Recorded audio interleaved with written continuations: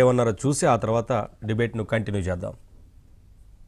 ఎప్పుడు అబద్ధాలనే చెప్పననే మీరు దేవుడి మీద ప్రమాణ పూర్తిగా వివేకానంద రెడ్డి గారు గుండెపోటుతో చనిపోయారా, లేదు ఆయనది వేరే కారణంతో హత్య జరిగిందా?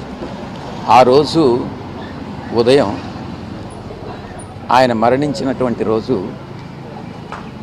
మీలాంటి విలేకరు ఎవరో ఫస్ట్ టైం నిద్రలేయంగానే నాకు ఫోన్ వచ్చింది. నేను ఏ ఫోన్ కాల్ అయినా ఎత్తుకుంటా, అన్నోన్ కాల్ అయినా. నిన్నటి నుంచి ఫోన్ ఆపేశా, కృష్ణ గొడవ పడలేక.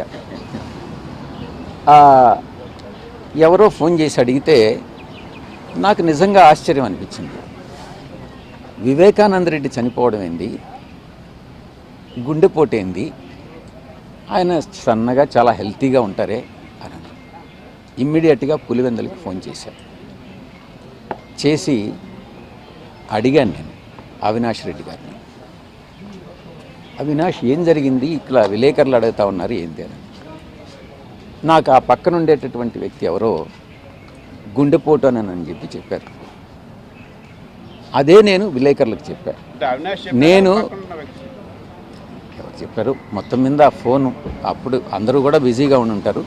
మొత్తం మీద నేను ఫోన్ చేసినటువంటి మాట వాస్తవం. ఆ ఫోన్లో నాకు వచ్చినటువంటి ఇన్ఫర్మేషన్నే నేను విలేకరులతో షేర్ చేసుకున్నానే కానీ అవినాష్ రెడ్డి మీకు చెప్పాడా? నేను అవినాష్ రెడ్డికి ఫోన్ చేసిన మాట వాస్తవం. ఆయన ఎవరికో ఫోన్ ఇచ్చిన మాట వాస్తవం, పక్కన ఎవరికో. ఆయన నాకు చెప్పినటువంటి మాట వాస్తవం. అదే విషయాన్ని నేను విలేకరులకు చెప్పినటువంటి మాట వాస్తవం. మీరు అవినాష్ రెడ్డితో నిర్ధారించుకోలేదు? అవినాష్ రెడ్డి అక్కడే ఉన్నాడు, ఆ విషయం నాకు తెలుస్తూ ఉంది, మీకు తెలుసు. నేను అవినాష్ రెడ్డికి ఫోన్ చేశాడని అంటే అక్కడే ఉండుంటాడు.